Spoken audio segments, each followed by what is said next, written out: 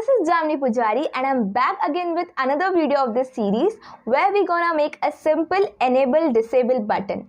I know my friends how difficult it is in today's world where everything is online and everybody is coding. Learning code is one of the best thing in the world where you can understand logic, how to apply it, and you can show your creativity over there. But the problem is many of you all mistaken it as just by watching tutorials you will be a web developer, and that's not true. You have to build projects and also do some little exercises to understand that concepts in the web development. Let it be HTML, CSS or JavaScript, there are many concepts which confuse the beginners. And also what most of the beginners do is they directly jump into building a big website, and which is wrong, my friends. You have to start building little things like toggle button, dark and light mode, little forms, all of these things, sign up and sign in pages, all of these things you have to make. Then only you can understand by little building things you can build a greater things. And for that reason today I have brought this particular thing for you, and I hope you all like this. So guys, I'm an educator in Newton School. So let's see what Newton School is all about.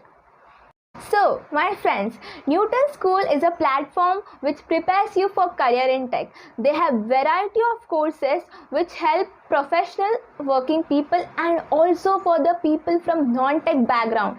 Isn't that amazing, guys? They train you for 6 months to be a full stack web developer. Also, they ensures that you get placed in the best companies in the country. This wasn't the best part, guys. They have pay after placement facilities which ensures that you don't need to pay anything until and unless you get placed in the best companies with minimum 5 lakh CTC. Isn't that crazy, guys? So one more thing. Here you can see Launchpad. Launchpad is an initiative by Newton School for the students who want to learn coding from scratch, and here you can do as much as quiz you want and assignments you want to practice for the free of cost. Isn't that cool? And I want you all to go and check out their pages and try your hands on with this practice questions. So my friends, we are done with the introduction part and let's quickly jump into the code. Here I have a simple HTML boilerplate ready. I'm making a div tag with class name called as checkbox.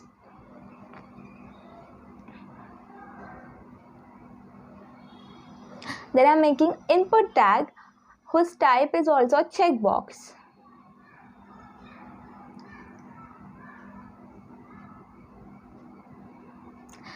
And also inside that I will use one more label tag and whose class name will be text. Now let's come to the CSS part, and as usual we're gonna make margin and padding 0 and we will give font family at sans serif. And one more thing today we're gonna do is that we will say box sizing will be border box.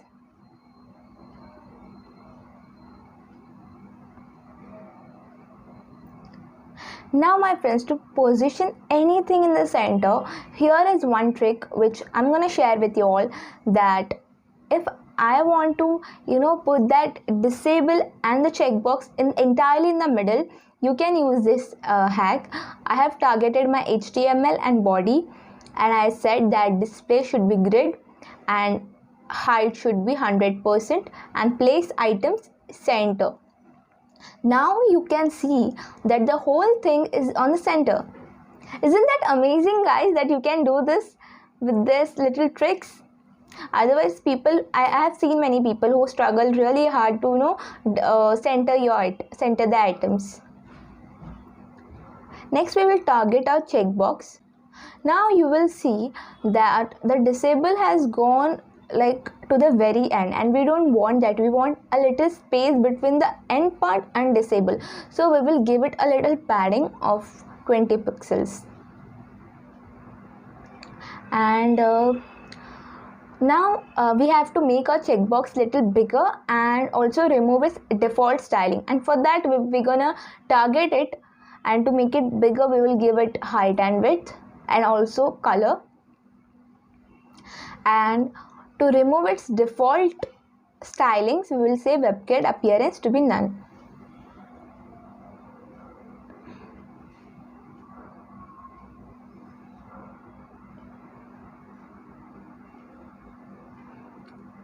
Now for toggling it we have to style a little bit. Say before that this toggle thing went to the very bottom, and for that what we will do, we will go back to the input and we will say its position to be relative.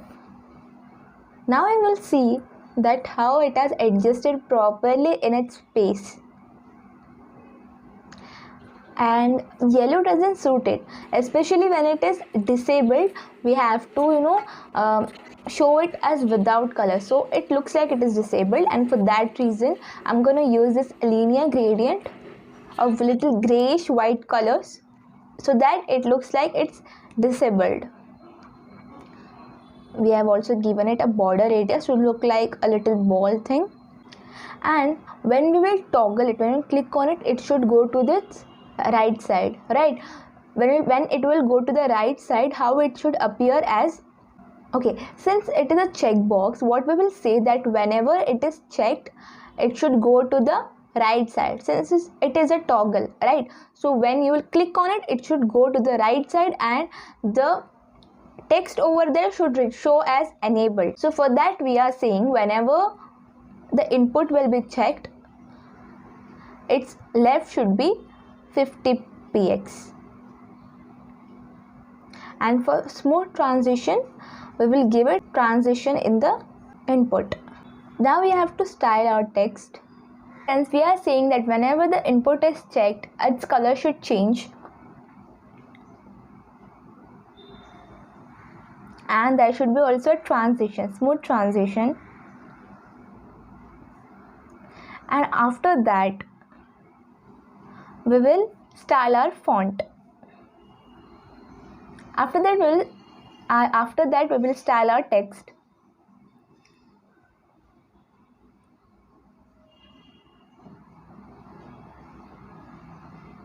And we will say that